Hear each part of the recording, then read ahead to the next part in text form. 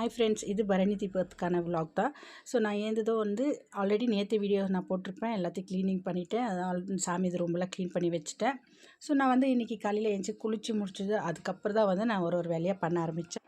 First வாசல் தெளித்து கோலம் போட்டுட்டு அதுக்கப்புறம் வந்து வீடு கொஞ்சம் க்ளீன் பண்ணுறத வீடெல்லாம் பெருக்கி பாத்திரம்லாம் கழுவணுமா இருந்துச்சு. ஸோ வந்து டீ போட்டு குடிச்சிட்டு அதுக்கப்புறமா தான் எல்லாத்தையும் ஒரு வேலையை செஞ்சுட்டு இருந்தேன்.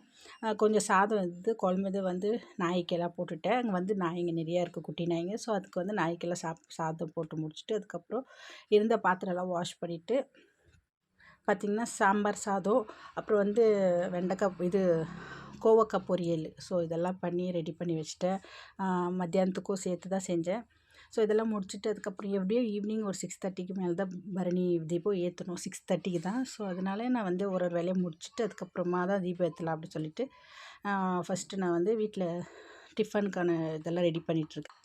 பசங்களுக்கு பார்த்திங்கன்னா ஒரு சிம்பிளாக டிஷ் பண்ணி அனுப்பிட்டேன். அவங்களுக்கு வந்து காலையில் 8:30க்குலாம் அனுப்பிட்டேன். அதுக்கப்புறம் தான் ஒரு வேலையாகிடுச்சு. ஸோ நான் வந்து அதுக்குள்ளே பாத்திரம்லாம் வாஷ் பண்ணி போட்டுவிட்டேன். விசில் வரதுக்குள்ளே பருப்பு வெந்துச்சு. அதுக்கப்புறம் வந்து எல்லாத்தையும் இது பண்ணிவிட்டு குழம்பு வச்சுட்டு அதுக்கப்புறம் கோவக்காய் பொரியல் பண்ணி வச்சுட்டேன். அதுக்கப்புறம் பூ இல்லை சாமிக்குன்னு சொல்லிவிட்டு அம்மாவுக்கு ஃபோன் பண்ணியிருந்தேன். அம்மா வரும்போது வாங்கிட்டு வரேன்னாங்க. பூ வாங்கிட்டு வந்துட்டாங்க. அப்புறம் வந்து பூ வாங்கிட்டு வந்தோடனே நான் சாமிக்கெல்லாம் வச்சு க்ளீனாக அரேஞ்ச் பண்ணிவிட்டு விளக்கெல்லாம் ஏற்றி முடிச்சிட்டேன். விளக்கு ஏற்றி கும்பிட்டு முடிச்சு அதுக்கப்புறம் ஒரு 10:30க்கு மேலே ஆயிடுச்சு. அதுக்கப்புறம் சாப்பிட ஆரம்பிச்சிட்டோம். கொஞ்சம் காலையில் எவ்வளவோ செய்யணுன்றதுக்காக கொஞ்சம் லேட் ஆகிடுச்சு சாப்பாடெலாம் செய்கிறதுக்கு. ஸோ மாமா கொடுத்துட்டு நானும் சாப்பிட்டுட்டேன். இது பார்த்திங்கன்னா ஈவினிங் ஒரு விளக்கு எல்லாம் அரேஞ்ச் பண்ணிகிட்ருக்கேன்.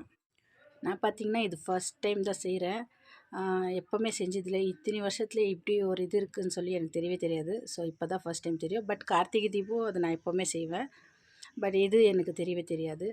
ஸோ நீங்கள் லெஃப்ட்டில் கையில் விளக்கேற்றுறீங்க அப்படின்னு யாராச்சும் நினைக்க போகிறீங்க. வீடியோ இப்படி எடுக்கிறது முடியாமல் இப்படி வச்சு ஏற்றுறதுனால எனக்கு கொஞ்சம் லெஃப்ட் கையாக தெரியுது. பட் நான் ரைட் கையில் தான் செய்கிறேன். கரெக்டாக பார்த்திங்கன்னா ஒரு 6:30 ஆயிடுச்சு. 6:30க்கெல்லாம் கரெக்டாக எல்லா விளக்கு வெளியிலேருந்து ஏற்றிட்டு வந்துட்டேன். ஒரு துளசி செடிக்கு, அப்புறம் வாசலில் 2 விளக்கு, அப்புறம் வந்து சாமி ரூமில் விளக்கு ஏற்றிட்டு 5 தீபமும் வச்சு பூஜை பண்ணிட்டேன். பூஜை பண்ணிவிட்டு பசங்களுக்கெல்லாம் கும்பிட சொல்லிவிட்டு கும்பிட்டுட்டோம். மாமா கொஞ்சம் வேலையாக இருக்கிறதுனால வர முடியல சொல்லிட்டாரு. ஸோ சாமிக்கிட்ட நல்லா வேண்டிக்கிட்டேன். இதை ஃபஸ்ட் டைம்ன்றதுனால எனக்கு ஒன்றும் புரியல, எனக்கு ஒன்றும் தெரியல. ஏதோ எனக்கு தெரிஞ்சது மட்டும் நான் செஞ்சுட்டேன். யாரும் செஞ்சதோ இல்லை. ஸோ அம்மாவும் இந்த வாட்டி தான் ட்ரை பண்ணாங்க, செஞ்சுருக்காங்க. எப்படி இருக்குதுன்னு தெரியல, பார்க்கலாம் நம்ம வேண்டுதல் எப்படி இருக்குதுன்னு சொல்லிட்டு. ஸோ இதான் என்னோடய வீடியோ.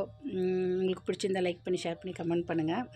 யாரெல்லாம் பரணி தீபம் ஏற்றுனீங்க சொல்லி கமெண்ட் பண்ணுங்கள். நான் ஏற்றுனது கரெக்டாக இருக்கான்னு சொல்லி கொஞ்சம் கமெண்ட் பண்ணுங்கள். தெரியலனா நெக்ஸ்ட்டு கூட நான் வந்து பார்த்து இது பண்ணிக்குவேன் நெக்ஸ்ட் இயருக்கு. பாய்.